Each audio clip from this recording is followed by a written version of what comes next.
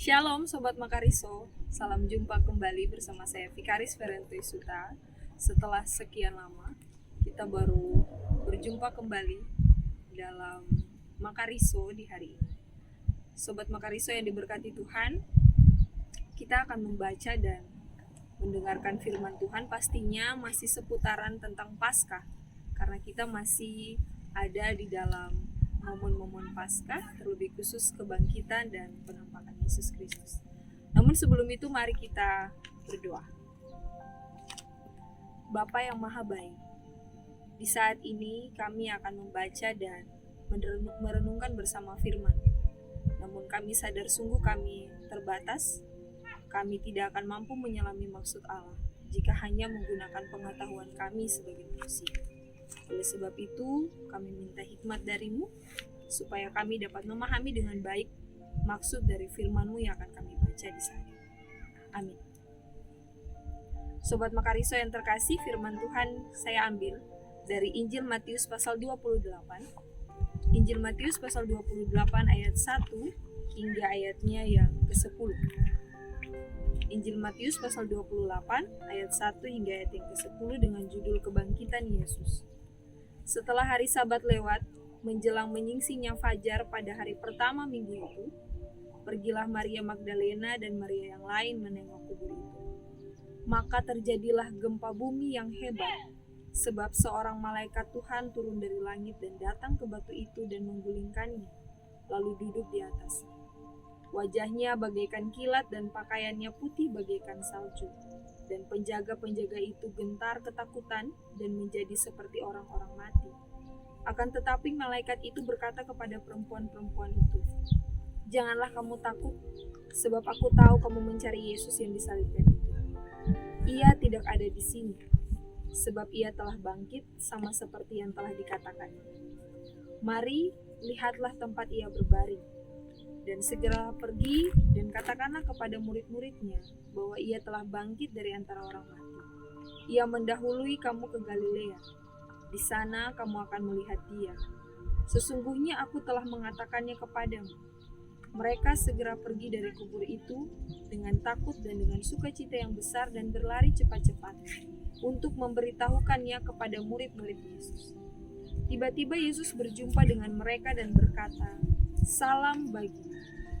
Mereka mendekatinya dan memeluk kakinya serta menyembahnya.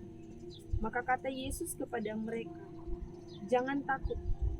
Pergi dan katakanlah kepada saudara-saudaraku, supaya mereka pergi ke Galilea, dan di sanalah mereka akan melihat aku."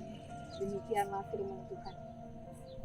Sobat Makariso yang diberkati Tuhan, kita masih ada di dalam momen-momen Paskah. Dan kalau kita melihat sejarah dari Paskah itu sendiri, Paskah itu sudah ada sejak zaman Perjanjian Lama, di mana Paskah berarti pada Perjanjian Lama itu merupakan kemenangan, pembebasan yang Allah berikan bagi bangsa Israel ketika mereka setelah begitu lama ada dalam penjajahan di Mesir. Begitu juga dengan Paskah pada Perjanjian Baru, yang merupakan pembebasan, kemenangan, pengharapan yang luar biasa Allah berikan bagi semua umat manusia melalui kematian Yesus Kristus. Kalau pada Perjanjian Lama, korban Paskah adalah anak domba yang sulung. Tetapi pada zaman Perjanjian Baru, Yesus merupakan imam sekaligus domba itu sendiri. Domba sulung yang kudus, di mana darah dan dagingnya yang merupakan korban untuk penebusan dosa umat manusia. Sobat Makariso yang diberkati Tuhan, namun kebangkitan Yesus Kristus ini masih banyak orang yang belum mempercayai. Mengapa? Karena mereka berpikir sungguh sangat tidak masuk di akal kalau orang yang sudah mati, apalagi proses penyiksaan sampai pada penyaliban dan kematian Yesus Kristus itu dikatakan sebagai proses penderitaan yang sempurna, karena dimulai dari peralatan yang dipakai itu sangat amat ekstrim. Penyiksaan yang Yesus alami itu merupakan penyiksaan yang sungguh luar biasa, tidak manusiawi. Namun itu berada di luar pemahaman kita sebagai manusia. Lagi-lagi kita tidak akan bisa memahami maksud Allah jika kita hanya menggunakan pengetahuan yang ada pada kita. Kita dapat memahaminya jika kita memiliki iman, kepercayaan yang sungguh kepada Allah. Karena semua yang Allah buat itu sungguh luar biasa. Dan Yesus menyatakan itu dalam kebangkitan. Sobat Makariso yang diberkati Tuhan, kebangkitan Yesus memiliki makna yang luar biasa. Yang pertama, batu kubur yang terguling. Batu tersebut melambangkan kesukaran, penderitaan, kegagalan, kekecewaan, dan penderitaan lainnya, ketidakadilan yang sudah digulingkan oleh Yesus Kristus melalui kebangkitan. Sudah tentu dalam kehidupan kita pasti ada yang namanya kesukaran, pasti ada namanya kekecewaan, pasti adanya luka, duka, bahkan mungkin ketidakadilan yang sementara ini kita alami. Baik itu sebagai anak-anak, sebagai remaja pemuda, sebagai orang tua, dalam lingkup pendidikan, dalam lingkup pekerjaan, pelayanan, rumah tangga, keluarga, bahkan pun bisnis. Namun dari batu kubur yang sudah digulingkan tadi, itu mengingatkan kita bahwa kebangkitan Kristus memberikan kemenangan. Maka apapun yang terjadi, jangan pernah untuk menyerah, tetapi terus berusaha untuk bangkit dalam kepasrahan diri kepada Allah. Pastinya bukan dengan memaksakan kehendak kita, bukan dengan mengutamakan tujuan hidup kita. Karena terkadang permasalahan-permasalahan itu ada agar kita terus dan selalu mengandalkan Tuhan, agar kita menyadari sungguh bahwa kita lemah, kita terbatas, maka kita perlu Tuhan. Oleh sebab itu kepasrahan diri akan menuntun kita untuk selalu dikuatkan, untuk selalu dipenuhi damai sejahtera. Dengan demikian kita akan bangkit, kita akan ada dalam mengalami kemenangan demi kemenangan, keberhasilan demi keberhasilan. Roh Kudus itu akan selalu menuntun kita untuk menyelesaikan setiap persoalan yang kita alami.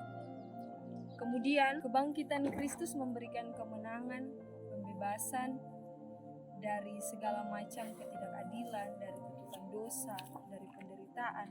Itu juga seharusnya memotivasi kita sebagai orang-orang Kristen di zaman sekarang yang mengaku diri percaya kepada Yesus Kristus, mengaku diri sebagai pengikut Yesus.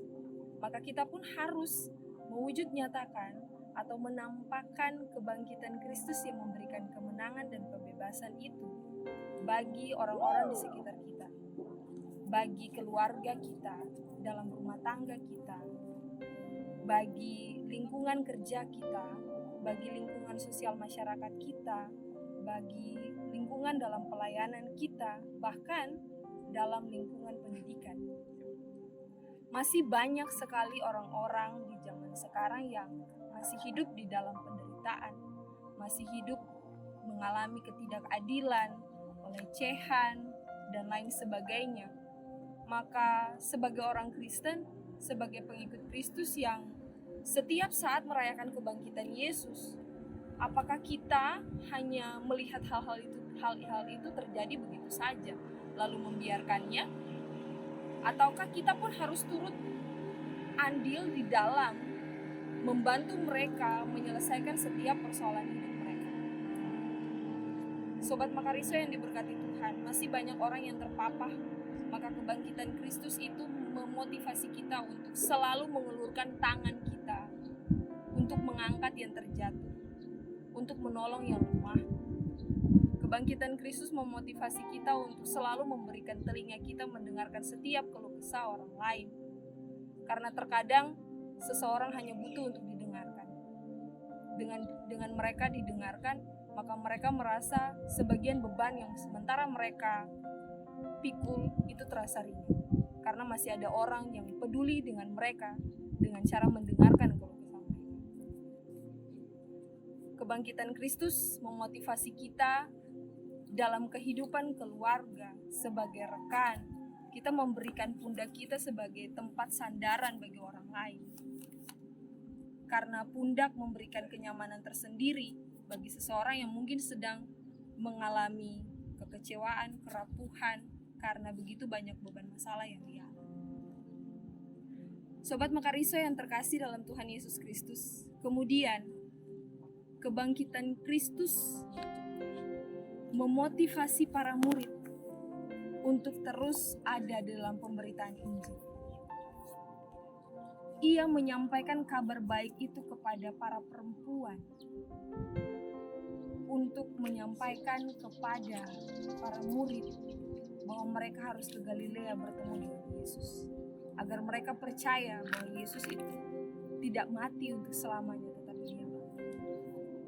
Yang menjadi pertanyaan besar, mengapa harus Galilea? Sobat Makariso yang terkasih, Galilea adalah tempat awal di mana para murid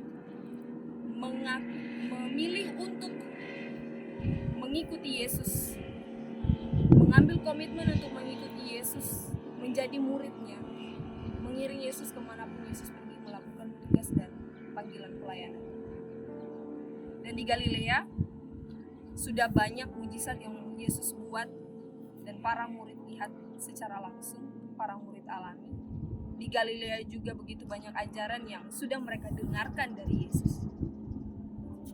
Namun karena tuduhan yang diberikan kepada Yesus, yang pada akhirnya membuat Yesus harus diadili sampai ia harus disiksa dan dieksekusi mati, membuat harapan dari para murid itu menjadi sirna. Mereka mengalami guncangan mental yang luar biasa, bahkan pengikisan pada iman mereka. Karena menurut pandangan mereka Yesus adalah Mesias, dan pastinya Mesias itu adalah Raja yang akan membebaskan mereka dari keterpurukan, dari ketidakadilan, dari penjajahan yang selama ini mereka alami. Namun yang Yesus tunjukkan adalah pembebasan melalui cara kematian. Pastinya para murid belum terlalu memahami itu, karena lagi-lagi dari pandangan mereka sebelumnya, yang namanya raja, yang namanya pahlawan, yang namanya pembebas itu tidak akan mati, tetapi membebaskan mereka dulu, bukan melalui cara kematian. Oleh sebab itu, kebangkitan Yesus memotivasi mereka dengan ia menampakkan diri dan memperlihatkan bahwa inilah aku, Mesias, Yesus, guru yang selama ini kamu ikuti, yang selama ini ada bersama-sama dengan kamu. Aku tidak mati untuk selamanya, tetapi aku hadir memberikan semangat dan motivasi, memberikan damai sejahtera untukmu. Oleh sebab itu mereka ke Galilea, dan Yesus membuat mereka untuk flashback lagi panggilan mereka, pengutusan mereka yang mereka terima. Maka semangat itu muncul dari dalam benak para murid untuk memberitakan kabar sukacita itu. Pastinya akan ada banyak tantangan, akan ada banyak perlawanan yang akan mereka terima. Tetapi dengan kebangkitan Yesus Kristus yang nyata, di mana mereka menjadi saksi sejarah itu, mereka tidak akan pernah menyerah untuk memberitakan kabar sukacita itu, memberitakan pengharapan itu bagi banyak orang di luar sana yang mungkin belum mempercayai Yesus Kristus sudah benar-benar. Sobat Makariso yang diberkati Tuhan, terlalu banyak orang yang masih belum percaya sampai pada saat ini bahwa Yesus itu sudah bangkit. Oleh sebab itu, banyak sekali teori-teori yang muncul tentang kebangkitan Yesus Kristus. Baik itu teori salah kubur, teori penculikan, di mana menurut mereka mayat Yesus itu diculik dan seolah-olah Yesus bangkit. Kemudian teori pingsan, di mana Yesus sebenarnya tidak mati, tetapi dia hanya pingsan. Tetapi sungguh tidak masuk di akal ketika penyiksaan yang luar biasa telah Yesus terima. Dan ketika seseorang diturunkan dari salib lalu dikuburkan, sudah pasti tentara Romawi mengecek secara pasti dia sudah benar-benar mati. Bahkan masih banyak lagi teori-teori yang lain. Dan itu pastinya turut menggoncangkan umat Kristen di zaman sekarang juga. Memang kita tidak menjadi saksi sejarah, saksi mata kebangkitan Yesus Kristus itu. Tetapi kuasa kebangkitan Yesus sudah kita terima sampai sekarang. Kenapa? Karena kalau Yesus tidak bangkit, maka sia-sialah Alkitab yang selama ini kita baca dan kita beritakan. Kalau Yesus tidak bangkit, sia-sialah pemberitaan Injil itu. Bahkan kekristenan mungkin tidak ada sampai sekarang ini. Tetapi karena Kristus benar-benar sudah bangkit, maka walaupun begitu banyak tantangan yang dialami baik itu untuk gereja bahkan pribadi-pribadi, tetapi itu tidak menyurutkan semangat untuk terus menyampaikan kabar sukacita, kabar kemenangan itu bagi banyak orang. Tentunya bukan hanya lewat kata-kata, tetapi juga melalui sikap hidup kita, melalui tindakan yang kita lakukan kepada orang lain yang mencerminkan kuasa kebangkitan dan kehadiran Yesus Kristus. Sekian firman Tuhan kita di saat ini. Tuhan Yesus memberkati kita dengan firman-Nya. Sampai jumpa di episode berikut. Shalom.